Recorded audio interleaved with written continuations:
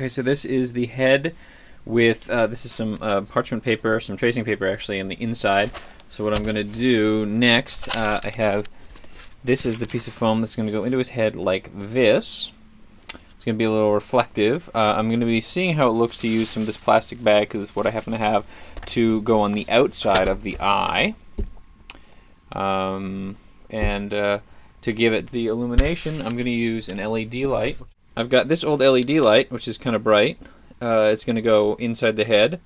First I'm going to layer a bunch of the, I'm going to put like 2 or 3 layers of that plastic on top of it to make it come out red, and then it'll hopefully diffuse it and reflect it and everything will be nice. So I'm sort of taking some principles from an Instructables that I saw the other day and trying to apply it here.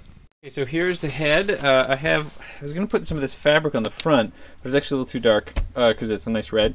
And I was going to use a plastic bag, so I decided not to do it. What I did is I painted the tracing paper, which I should have done the inside, but it kind of gives it a neat little dimensional thing, which is cool. I'm going to repaint the head, which will require me to sort of cover this. I'll tape it so it doesn't get over painted, so I don't paint over that by accident. It'll make it look more metal. It makes it look so much cooler. And as you can see, I've got a hole here for the head. Shoot, I hadn't really thought of that, had I?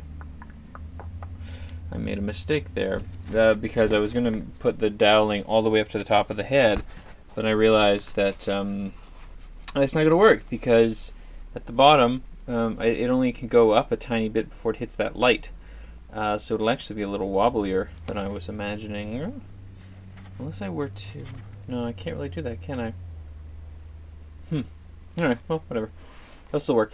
What's very cool about this, and I'm going to run out of tape in a second, but is that this comes on. So check this out. Check this out. I'm going to have to stop to do this, but I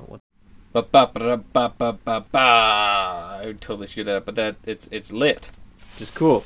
So I cut the little hole in the back, which I can kind of reach. You can see the button. I got the angle on the thing a little off, but you know, it largely works, which is pretty cool. So anyway, so that works. It doesn't seem to push it forward too far.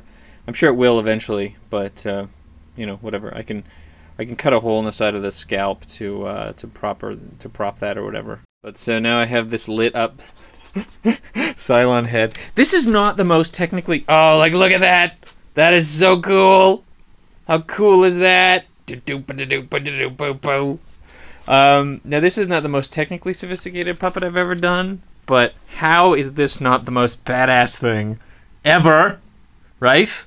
Holy crap, that's badass. Now I have to stop because the camera's running out of space, but man, that looks awesome. There's the other Battlestar Galactica people behind it. Boop, boop, boop, boop, boop. Lucky it killed them all. By your command.